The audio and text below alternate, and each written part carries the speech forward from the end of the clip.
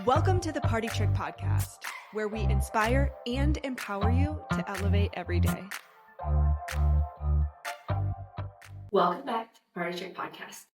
Today we're going to be talking about inviting people to a gathering and creative invitations, how to figure out the best timing for a gathering, and really what goes into that process. Like, what is the best way to craft an invitation?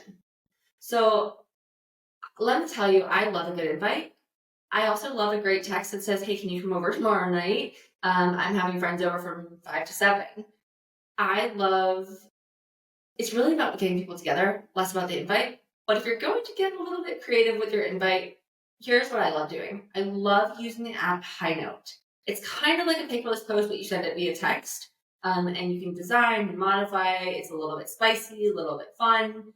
She's done some amazing collabs, so the creative is just really great. I personally prefer a paperless post over Evite.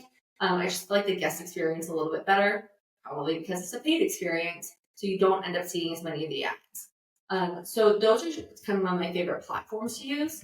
I know a lot of people are using Canva, and actually Adobe has a really great product as well that allows you to design these invites.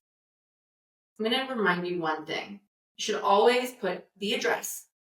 Always make a note about the attire, the timing, start and end, and any information that's helpful to the guests. Think about things like, if you want an RSVP, tell people to RSVP.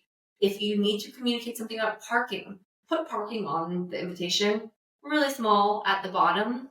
And I like to remind people that your invitation does set a tone. So if you're doing a super cash gathering, go ahead, just text people and say, hey, come on over tomorrow night, pizzas and beer, very chill. If you're doing a more festive holiday party, your invitation and how you design it sets the tone, it sets the theme, and allows people to know what they are getting themselves into.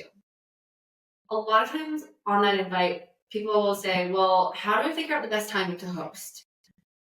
I mean, there's no right answer to this, if I'm being very, very honest. I think it's a very geo-specific question, right? I live in Colorado. We're early people. We do not do late parties. I have friends in New York City where their cocktail parties, they might start at 8:30 or 9 o'clock at night. In Colorado, we're like 5:30, 6 o'clock. So it's really about knowing where you are and what is appropriate for kind of the group that you are bringing together. I will always tell you, I like putting 2 to 2.5 hours, unless you're spanning kind of that dinner time. I hosted a party recently that I actually did at 5:30 until 8:30, and it was right after work on a Tuesday. So I wanted to allow people who had to go home, change, time that they'd actually be able to enjoy the cocktail party later, right? And those that wanted to come direct from work, they could come from 5:30 to 7:30, go home and have their dinner. So it's thinking about, where are people coming from? Where are they going after?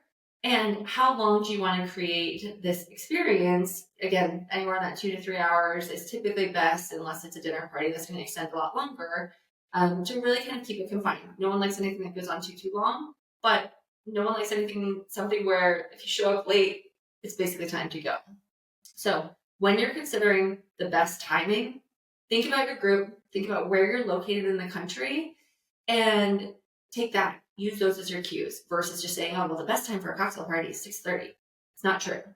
I also think about those breakfasts. Like, we do brunch in Colorado very early. I might have a brunch at 9:30. In New York, you're having brunch at 1, maybe 12:30, and even 11 o'clock is an early brunch. It's a late brunch here. So what are people doing in your area? Think about that when you are kind of factoring in what the best time is. All right. Go check out those resources, the Canvas, Adobe, High Note, paperless posts. There's so many out there. And use those, design them, whether it's going to be fancy or super chill, because it really does set a tone to make your experience that much more enjoyable.